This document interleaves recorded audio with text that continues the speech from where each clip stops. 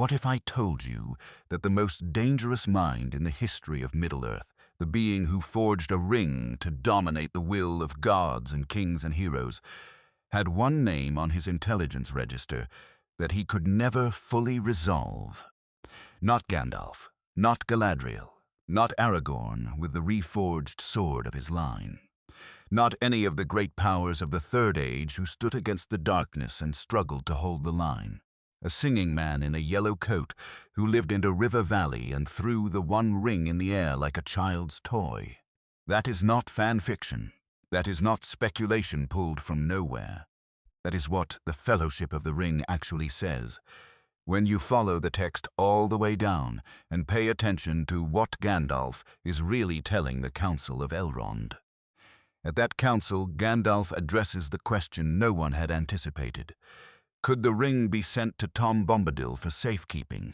And his answer contains something that most readers pass over without stopping, because the scene is doing so much other work at the same time. He does not say Tom is too simple to be trusted. He does not say Tom is irrelevant to the war. He says the ring would have no power over Tom. He says Tom would not understand the need to keep it. And he says that if Sauron recovered the one, he would eventually be powerful enough to break Tom's protection entirely. This is a precise military assessment. This is threat analysis delivered with the confidence of someone who has sat with the data long enough to reach certainty. And when you ask where that certainty comes from, the lore points somewhere most viewers have never looked. Because Gandalf did not invent that assessment. Sauron reached it first. And that means that for all the centuries the necromancer sat in the shadow of Dol Guldur, building his intelligence network across the whole of Middle-earth, probing every power center from Lothlorien to the Grey Havens, Tom Bombadil was already on his list. Here is the question that everything the lore tells us leads toward, and that nothing the lore tells us fully answers. Did Tom Bombadil remain in his forest because he chose not to act against the shadow growing in the east? Or had he already looked at what was gathering in Dol Guldur, taken its full measure, and decided that some confrontations are too costly to initiate? Not because he feared what he might face, but because he understood what he would have to become in order to face it. Hold that question. It gets heavier as we go.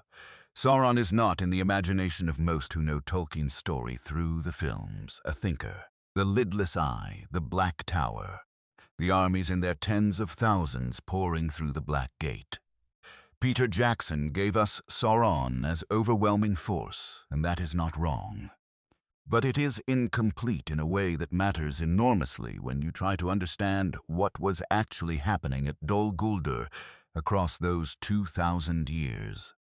Because Sauron is, before he is anything else, a strategist of terrifying precision. Think about what the rings of power actually represent. Not weapons, not brute force multiplied, they are leverage. They are the most sophisticated operation of political intelligence in the history of Arda. Sauron spent centuries, actual centuries, building relationships with the elven smiths of Eregion, learning their craft from the inside, flattering their ambitions, sharing knowledge strategically and withholding other knowledge with equal strategy, guiding their work from close enough proximity that they believed themselves independent, until the moment the One Ring was finished and the trap closed. This required patience of an extraordinary kind. This required attention to psychological vulnerability at the level of individual artisans. This required a mind that understood power not just as force but as information, as the ability to know what another wants and to position yourself as the only path to it. This same mind sat at Dol Guldur for nearly 2,000 years of the Third Age. The appendices to the return of the king place Sauron's first occupation of Dol Guldur at approximately the year 1000 of the Third Age. He remained there, behind the mask of the necromancer, until the White Council drove him out in 2941, the year of Bilbo's adventure with the dwarves and the dragon. Nearly 20 centuries. In that fortress in the southern reaches of Mirkwood, sending tendrils of shadow through the forest, and beyond it, Sauron was doing what he did best. He was gathering information. He was assessing threats. He was building a model of Middle-earth in the Third Age that would allow him, when the time came, to act with maximum precision and minimum waste. And Unfinished Tales, in its account of the history of Galadriel and Celeborn, reveals something about the quality of that intelligence work that changes the picture considerably. When the White Council debated whether to assault Dol Guldur, Saruman argued against it for years consistently, with the authority of the most analytically gifted of the Istari. Part of his reluctance was his own covert interest in the One Ring. But part of it was something else. Even Saruman, with his specific mission to understand and counter Sauron's power, could not be fully certain of what was gathering in that fortress. He could not map the extent of its operations or predict with confidence what Sauron would do if directly confronted. This means Sauron was running an intelligence and deception operation of extraordinary sophistication from Dol Guldur. He was receiving data. He was directing attention. He was maintaining deliberate uncertainty in the minds of the wise about the true scope of what he was building. If that network extended to the debates of the White Council, which the evidence suggests it did, if Sauron was informed enough about the movements and concerns of the most powerful beings in Middle-earth to maintain operational uncertainty even in Saruman's calculations, then consider what else that network was watching. Tom Bombadil was an acknowledged presence in the Breeland region throughout this entire period. The Shire was founded in the year 1601 of the Third Age. From that establishment onward, the hobbits who settled in the river valleys west of Bree had folklore about the old forest and the strange figure who lived in it. Local knowledge. The kind of thing travelers in Bree passed along without thinking about it. The kind of data that flows naturally into any well-maintained intelligence network operating in that region. Sauron's spies did not need to make a special project of Tom Bombadil. Tom was simply there, a constant, acknowledged, unignorable fact about the geography of the Breeland, an anomalous power sitting at the western edge of Sauron's operational theater. The only question is what happened when Sauron's intelligence apparatus, probing methodically through every corner of Middle-earth, turned its attention toward the old forest and tried to gather useful data about what was inside it. Here is what the Silmarillion establishes in the Ainulindala. That becomes critical to understanding why that probe would have returned something genuinely alarming. Everything in Arda is shaped by the music. Ilúvatar conceived the Ainur, gave them the themes of the great music, and from that music the world was shaped. The Valar, the Maiar, the elves, the men, the beasts, the rivers, the mountains, the very patterns of weather and season, all of it flows from the framework of that original creation. This is the cosmological architecture of Tolkien's world. The rules by which power operates, by which influence flows, by which rings work and oaths bind, all of it traces back to the music at the foundation. Sauron was present at that music. He is a Maya, one of the lesser Ainur, shaped in Ilúvatar's thought before the world was made. He understands the architecture of Arda not as an observer but as a participant in its creation. When he analyzes any other power in Middle-earth, from the elven rings he himself designed to the deep roots of Fangorn, he is analyzing it against a framework he helped build. He knows the rules. He knows what things are. He knows why they work the way they work. And then Tolkien writes, in letters 144 and 153, that Tom Bombadil predates the shaping of Arda by the music. Not predates Sauron. Not predates the elves or the Valar's physical presence in the world. Predates the music itself. Predates the framework. Exists before the architecture that gives everything else in Middle-earth its shape and its rules. In letter 144, Tolkien calls Tom the spirit of the vanishing world. a natural pacifist representing a mode of being that has nothing to do with power or dominion. In letter 153, he goes further, suggesting that Tom is something completely outside the desire for mastery, something that simply is, without agenda, without the need to possess or control or shape anything at all. And in letter 210, Tolkien admits that Tom is the one element of his legendarium he cannot fully account for within his own cosmological framework. He built something into Middle-earth that his own rules cannot explain. Within the world, this means Tom operates on a foundation that predates the foundation of everything else. For Sauron, who understands the music the way an architect understands the blueprints of a building he helped design, Tom Bombadil is the thing in the building that wasn't in the blueprints. The load-bearing element nobody drew. Picture this. Somewhere in the middle centuries of the Third Age, when the necromancer still moved behind his mask and the White Council was still debating whether the shadow in Mirkwood was truly him. A probe, not a Nazgul, but something subtler. A whisper of will sent along the shadow networks that Dol Guldur maintained through the forest and beyond it. The probe moves westward, across the misty mountains in the silent way that such things move, descending toward the Bree land and the valley of the Withy Windle. It approaches the border of the old forest. It reaches for data with the tools that have given the necromancer accurate intelligence on the elven rings, on the movements of the Astari, on the internal debates of the White Council, and it finds nothing it can read.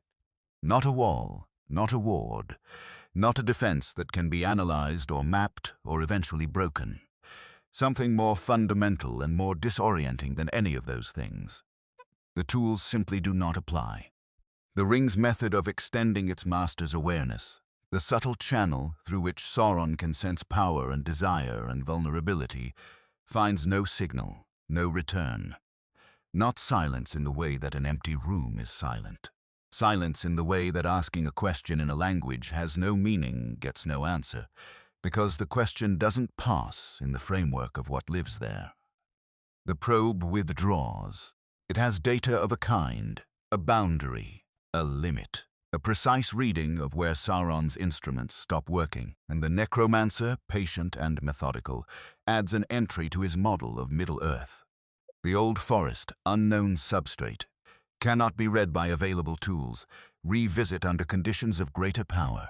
That entry, in some form, is what Gandalf is echoing at the Council of Elrond when he says that Sauron with the ring recovered would eventually overwhelm Tom's protection. Because eventually is the key word. Not immediately, not easily, eventually.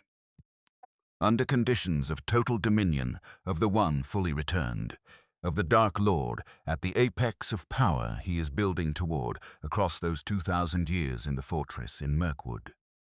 Which means that without the ring fully recovered, Sauron had already determined, from whatever intelligence he was able to gather, that Tom Bombadil was essentially unmanageable. And here is where the lore begins to tell us something about Tom's side of this mutual awareness. In the Fellowship of the Ring, in the chapter titled The Old Forest, Tolkien gives us very specific information about the nature of Tom's domain and its boundaries. Tom's territory runs from the Old Forest to the Barrow Downs to the edges of the Withy Windle Valley. He does not go beyond these borders. Goldberry describes it directly and simply. Tom has his house to mind, and Tom's country ends here. This is not presented as incapacity. Tom's rescue of the hobbits from the Barrow-wight demonstrates that he can act within his domain with absolute and immediate authority. He arrives before anything can go wrong for the hobbits in a way that suggests awareness, not accident. He knows what happens in his territory. He knows what comes in from beyond its edges. The borders are a deliberate, maintained, principled choice. But look more carefully at what Tom demonstrates about his knowledge in that same sequence. When Tom drives back the Barrow-wight, he speaks about the Barrow Downs with a weight and specificity that is not simple folk knowledge. He names what is there. He describes the dead kings in their mounds. He knows that the whites are servants of a specific ancient darkness, traces of the shadow that stretched from Angmar in the north when the Witch King destroyed the last kingdom of the Dunedain. This is not the knowledge of a man who never looks beyond his valley. This is the knowledge of someone who has been watching the shadow press against his borders for a very long time, who has seen what it sends ahead of itself, who has mapped its methods even while refusing to engage with its source. Tom was aware of what was gathering in the east. The Barrow-wights were Sauron's influence arriving at the very edge of the old forest. Tom knew that. He drove them back when they threatened his guests, and he stayed in his forest, not out of ignorance, not out of fear, out of something that Tolkien in Letter 144 calls a kind of principled passivity, a philosophical possession about the nature of power and possession so consistent and so deep that it defines what Tom is rather than simply what he does. Here is the structure of that philosophy, and here is why it is the most important thing the lore has to say about Tom's relationship to Dol Guldur. The One Ring works by finding the desire for power in whoever holds it. It finds the wish to do good, the longing to protect, the ambition to set things right, and it amplifies those desires while channeling them towards Sauron. This is why Galadriel's refusal of the ring is so significant. She does not refuse because she is too weak to use it. She refuses because she recognizes that her desire to do good with it is the exact channel through which the ring would corrupt her. The desire to save people, to protect Middle-earth, to do what needs to be done, is what the ring needs. It does not require the desire for tyranny. It works just as well on the desire for justice. Tom Bombadil has no such channel, not because he is too simple to have desires, but because his desires are entirely non-acquisitive. He wants the world as it is. He wants the river and the raindrop and the song. He wants Goldberry and the turning seasons. He has never wanted to own anything, to control anything, to extend his influence beyond the valley where he sings. And this is not a temporary state or a discipline he has mastered. It is his nature. It is what he is at the level that precedes choice. When Tom holds the ring and it does nothing, Tolkien is showing us the cosmological fact of this. The ring cannot find purchase on a being who has never wanted to possess anything in the first place. The channel it uses, the architecture of desire it amplifies, simply does not exist in Tom. He predates the framework. The ring cannot reach him. But here is the implication the lore has been building toward, and that makes the title's central claim not speculation, but structural necessity. If Tom became something different, if Tom chose to extend himself beyond his borders, to act in the service of the war, to exercise the power he demonstrably possesses, is in pursuit of any agenda beyond his own being in the world, he would have a desire, a goal, a purpose beyond himself. And Tolkien's cosmological rules say that is precisely when the ring would have a channel. Tom's immunity is not a skill he practices. It is a feature of what he is. And what he is requires his principled, deliberate, costly refusal to become something else. Now hold that alongside the question of what Sauron found when he probed the old forest. Picture this. Not the fortress of Dol Guldur, but the valley of the Withywindle, in the same long middle century of the Third Age. At the moment after whatever probe Sauron sent, returns nothing it can use. In the valley, on a moss-covered stone beside a river running brown with peat, an ancient figure in a yellow coat is singing. The song has no words that pass into any known language of Arda, or rather, it is in a language that precedes the languages, that precedes the naming of things that made language necessary. The ancient figure is not watching the edges of his domain with any visible concern. He watches the way the water moves over the smooth river stones. He tilts his enormous hat. He knows something has just pressed against the border of his territory. He knows what something is and where it comes from and why it came. And he turns back to the water, back to the song, not out of indifference, out of the most precise and costly wisdom in the history of Middle-earth. because he has already calculated what leaving the valley would require him to become. And he has decided that the price of that becoming is higher than the price of sitting with the knowledge of what is growing in the east, in the dark towers, in the cold fortress in the forest, and simply singing. This is not a comfortable reading of Tom Bombadil. The comfortable reading is that Tom is irrelevant, that his passivity costs nothing, that the war will be won or lost on the deeds of heroes and the choices of individuals who carry the weight of history on their backs. That reading is the one the movies support by cutting Tom entirely. The lore reading is different. The lore says that Tom knew, that Tom saw, that Tom made a choice, and that the choice was specifically about what he would have to stop being in order to act, and about what the world would then lose that it had no other way to keep. Sauron understood this. He had to. He spent centuries trying to build an intelligence picture of the old forest and found that his tools produced no useful data. He reached the conclusion, which Gandalf repeats at the council, that Tom would not keep the ring and would not use it, and that Tom's protection could eventually be overcome. But eventually still meant something. The necromancer did not send the Nazgul to the Valley of the Withywindle. He did not attempt a direct assault on Tom's domain. He built his plans in a shape that went around Tom rather than through him, the same way you plan a road around a mountain rather than through it. Not because you cannot imagine cutting through the mountain, because the cost of cutting through is higher than the cost of going around. Here is what the appendices establish about the Third Age chronology that tightens this picture considerably. The Shire was founded in the year 1601. From that point forward, through the entire remaining period of Sauron's occupation of Dol Guldur until 2941, hobbits lived within a day's walk of the old forest. They knew Tom Bombadil by reputation. They told stories about him. Farmers on the eastern border of the Shire warned their children about the old forest and mentioned, in the same breath, the strange old man who could be called on if things went badly wrong in there. This folk knowledge was ambient in the region. It flowed through Bree and the roads around it and the conversations of travelers. The Nazgul arrived in the Shire in the year 3018, hunting the ring, and they arrived with precise operational knowledge of the region. They knew the roads. They knew the hobbits. They knew which village and which family to look for.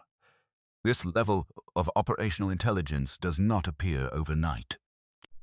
It is the product of decades or centuries of accumulated surveillance and reporting, of shadow work and whispered intelligence, moving through agents and servants and corrupted men back to the source that directed it.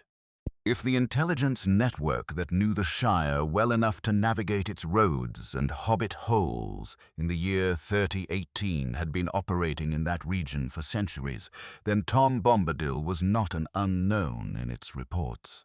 He was a regular, acknowledged anomaly, and Sauron, who received those reports, had to account for him in his planning, which is exactly what Gandalf confirms at the Council of Elrond. Sauron had accounted for Tom. He had drawn the boundary around Tom's power and labeled it manageable under maximum conditions. He had built his plans accordingly, going around Tom rather than through him, filing the old forest under the category of unintelligible and moving on. Now here is the part of the lore that almost nobody brings to this conversation, and it comes from Unfinished Tales in the section on the Istari. When the wizards first arrived at the Grey Havens from Valinor, they came with specific purposes assigned to them by the Valar. Gandalf was sent to inspire and counsel. Saruman was sent with specific insight into the rings. The blue wizards, Alatar and Palando, were sent into the east to stir resistance among the peoples there. The Valar were actively deploying emissaries in response to Sauron's growing power. They were not passive. And Tom Bombadil was the single entity in Middle-earth who was constitutionally immune to Sauron's primary weapon. He was, in purely strategic terms, the most valuable possible ally against Sauron, immune to corruption, immune to the ring, possessing power that Sauron himself calculated he could not break except under conditions of total victory. Why did the Valar not direct Tom toward the war? Tolkien in letter 144 gives us something close to an answer. Tom, he writes, is not an answer to Sauron. Tom represents a way of being in the world that is entirely outside the framework of the conflict. To ask Tom to become an instrument of good against evil is to ask Tom to stop being Tom. His value, his irreplaceable and unrepeatable value to the world, is precisely that he is not strategic. He is not deployable. He simply is. And the moment he became anything else, that value would be gone. The Valar understood this. Whether they communicated it to Tom directly, whether some exchange passed between the ancient powers of the West and the ancient figure in the valley, the lore does not say, but the shape of the evidence points toward a mutual understanding rather than ignorance. Tom knew, the Valar knew, and everyone who knew made the same calculation. Tom's best contribution to the war was to remain completely outside it, which means that somewhere in the centuries before the War of the Ring, in the long, slow awareness between the shadow building in Mirkwood and the ancient light holding the valley of the Withywindle, there was a meeting of a kind, not a meeting of fire and voice and the clash of great powers, a meeting of understanding. A mutual recognition between the two oldest relationships with power that existed in Middle-earth during the Third Age. Sauron looking at Tom and calculating unintelligible, unmanageable, not a factor under present conditions. Tom looking at Sauron and deciding, there is a cost to confronting this that I am not willing to pay, not because I cannot pay it, but because the payment would destroy the very thing that makes me worth preserving. The dark truth that the title promises is not a sinister event in a dark tower. It is something stranger and finally more disturbing than any invented confrontation could be. The dark truth is that Sauron understood Tom Bombadil better than the free peoples of Middle-earth did. At the Council of Elrond, Gandalf has to explain to an assembly of elves and men and a hobbit who Tom is and why the ring cannot be left with him. He has to lay out the analysis from scratch because the free peoples had not thought carefully about Tom. They had not needed to. Tom was the quirky old man of the valley, a local curiosity, a charming figure from hobbit folklore who nobody treated as a strategic variable. Sauron treated him as nothing else. Here is what the ring's nature tells us about this. The rings, by extending Sauron's awareness through those who carry it, it whispers to its bearers. It calls back toward its maker. It creates a channel of surveillance and influence between the bearer and the source. This is one of its primary functions, not just as a weapon of domination, but as an instrument of intelligence.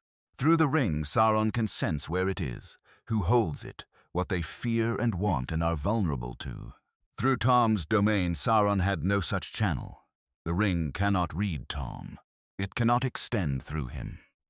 The old forest was, from the perspective of the ring's awareness, dark. Not dark in the way Mordor is dark. Dark in the way that a room without fire or window is dark to a torch.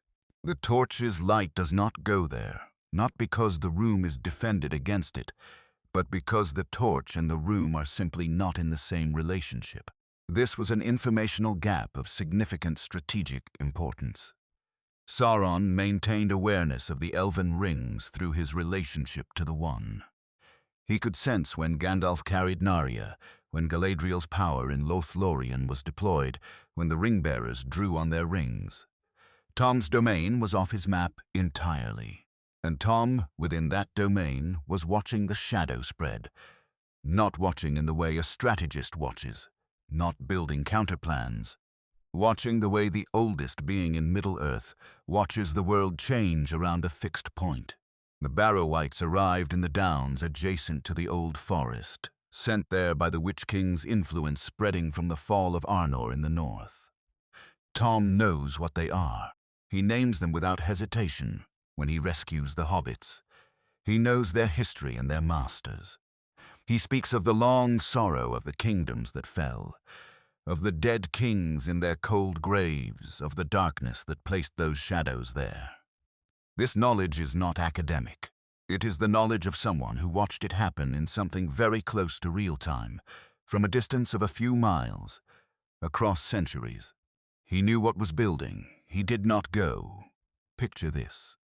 The ancient figure in the yellow coat standing at the furthest edge of the old forest, at the place where the roots of the oldest trees press against the open ground, and the barrow downs begin in their cold gray stretches under a sky that has never quite seemed the same since the whites arrived. The figure is very still. He looks east, not toward Mirkwood, not with any physical ability to see that far, but with the awareness of something genuinely ancient that has been feeling the shape of the world change around it for longer than the elves have sung their histories. He knows that the shadow in the fortress in the forest has a name. He has known that name since before the fortress was built, since before the forest existed, since before names were needed. He stands at the edge of his domain, and he does not cross it. He turns back into the forest, back to the river, back to Goldberry and the song and the particular morning light on the alder leaves above the water, because he has already understood with the precision of something very old that what he would have to stop being in order to cross that boundary is something the world has no other way to keep. Some things can only be preserved by the refusal to spend them. The Fourth Age will not have room for Tom Bombadil. The elves are already going west. The Ents are withdrawing from a world that will be managed rather than grown. The barrow downs will be farmed or forgotten. The ancient wild places that are the geography of Tom's existence, that have always been the geography of what Tom represents, will be measured and named and made useful by people who do not know what walked there before the First Kingdom was built. Tolkien in Letter 144 writes this explicitly. Tom represents the spirit of the vanishing world, not a world that was always going to be preserved, a world that is passing. That has been passing since before the Third Age began, and that will be fully gone before the Fourth is old. Sauron knew this, not as grief, because grief requires love, and Sauron had burned that out of himself so many ages ago that the scar was the oldest thing left in him. As a strategic fact, the mode of being Tom represents was already ending. The age that would follow the War of the Ring, regardless of who won it, would not be Tom's age. The world was moving toward the dominion of men, toward clearing and building and managing, toward the kind of civilization that has no natural home for ancient singing figures in river valleys. Tom's protection was temporary, not just because Sauron could eventually overwhelm it with the ring fully recovered. It was temporary because the world was becoming a place where Tom's kind of existence was increasingly anomalous. The war was not the only force working against the old world. Time was. And here is where the argument arrives at the place it has been traveling toward since the Cold Open. Sauron mapped Tom's limits with cold precision. He determined that Tom was unmanageable under present conditions and manageable eventually. He built his plans in a shape that went around Tom rather than through him.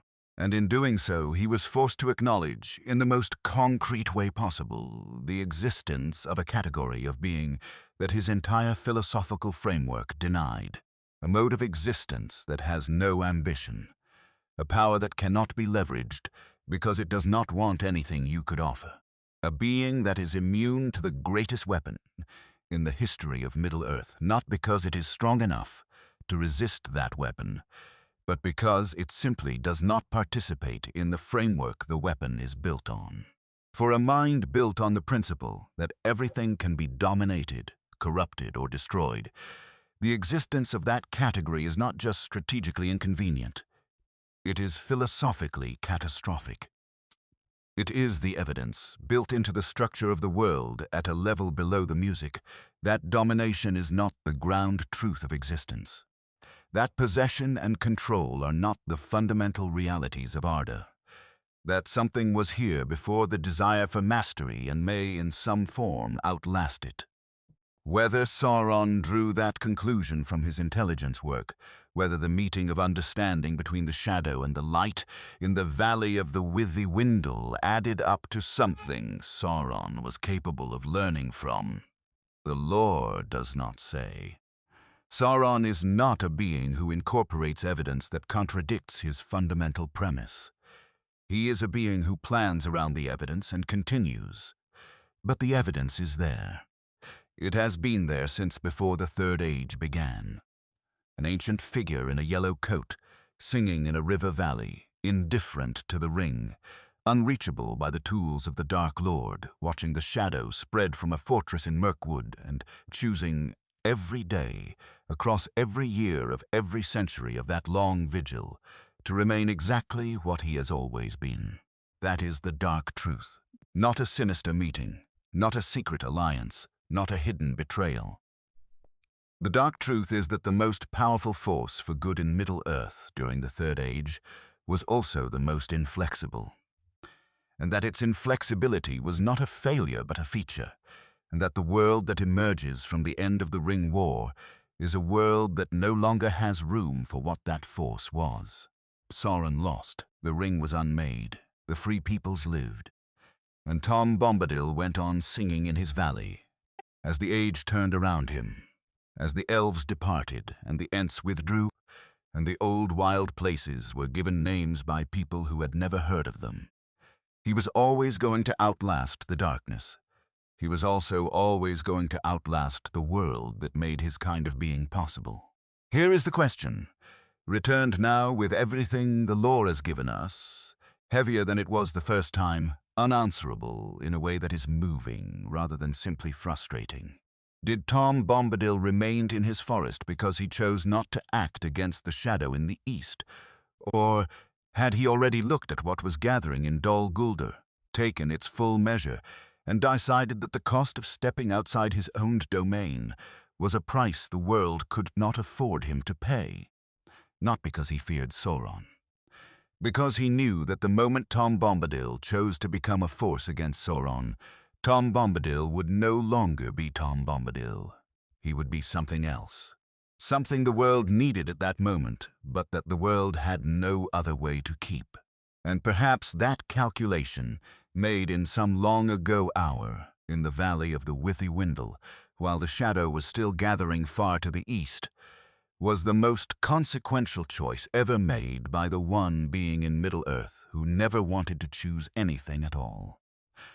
The lore does not answer this. Tolkien deliberately did not answer this. The mystery at the heart of Tom's nature is meant to remain a mystery, because some things are more true as questions than they would be as answers. But the lore gives us enough to feel the weight of it. Sauron mapped Tom's limits. Tom watched Sauron's shadow spread to the borders of his valley. Between them, across 2,000 years of mutual awareness, something passed that was not friendship and not war, and not even quite confrontation. Call it recognition. Call it the oldest reckoning in the Third Age, conducted across the full distance between the dark fortress in the forest and the singing figure beside the river. Between a mind that understood everything and controlled nothing, and a mind that controlled everything and understood nothing that mattered. The ring is gone, the tower is fallen, the age has turned. And somewhere in the valley of the Withywindle, in the morning light on the alder leaves above the slow brown river, something very old is still singing to a world that has mostly forgotten it is there. If this opened something in you, if the question at the center of this has moved somewhere in the architecture of how you understand Tolkien's world, then that is exactly what the lore does when you follow it all the way down. The comments below are where this conversation continues. Because the question of what Tom Bombadil knew, and when he knew it, and what he chose to do with that knowledge, may be the most important unanswered question in the entire legendarium. Drop your reading there. The lore community is one of the few places in the internet where that conversation is worth having. And if you want to keep going deeper into the parts of Tolkien's world that the films never had room for, subscribe. There is a great deal more down here, and none of it is quite what you thought.